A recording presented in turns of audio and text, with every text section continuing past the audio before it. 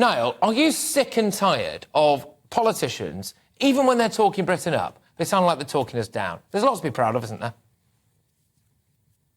Patrick, many thanks for having me on the show today. And, without a doubt, I do think there is tremendous hope for Britain's future in the Brexit era. And I do believe that Brexit has been a great event, I think, for the British people. And in the long term, Brexit will deliver, I think, significant prosperity for Great Britain. We're far better off, frankly, outside of the European Union, which in many respects is a basket case on the economic front. So I do think Brexit, in the long term, will be a great... Sorry to cut you off immediately, Niall. Sorry to cut you off immediately, but I really want to drill down on that, because it is, from where I'm sitting, quite hard at the moment to make a coherent case for, as of right now, this minute, that the people of Britain have seen a massive benefit of Brexit. You said that it's already been a good event. Go on, how?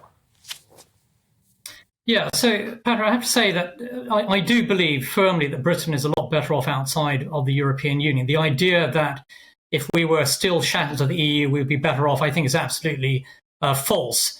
And I do think the UK economy is doing as well as Germany, for example. But Britain should be doing a lot better. And if the Chancellor had announced a whole wave of tax cuts, advancing economic freedom, economic liberty, freeing the British economy, I do think the UK would be doing far, far better. And I think what is at heart in terms of the essence of the problems facing the UK today, there's too much government spending, there's too much heavy taxation, big government is all too real. And so I think if you had Thatcherite policies, low taxes, cuts in government spending, also, frankly, getting rid of all of this net zero nonsense and freeing the British economy completely from all the environmental regulations, Britain would be doing far, far better off. So we didn't hear that kind of message, I think, from the Chancellor today, which was very disappointing. But without a doubt, in my view, Britain is not...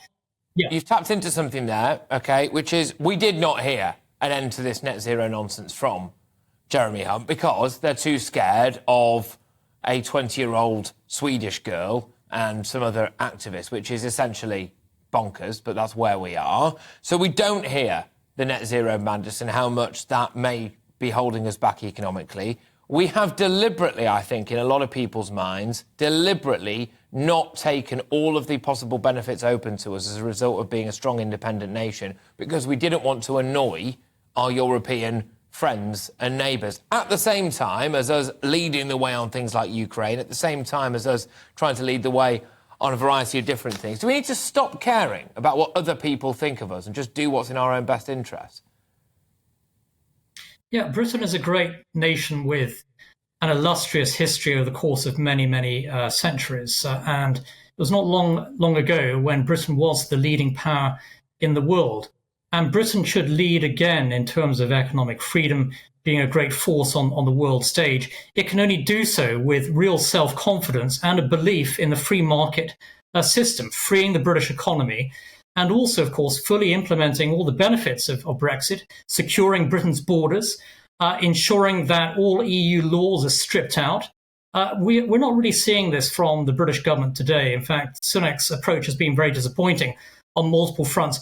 We need to see a Conservative government that actually fully implements Conservative principles, values and beliefs. We're not fully seeing that from the Sunak government. We saw a lot of that in today's speech from Hunt, in fact.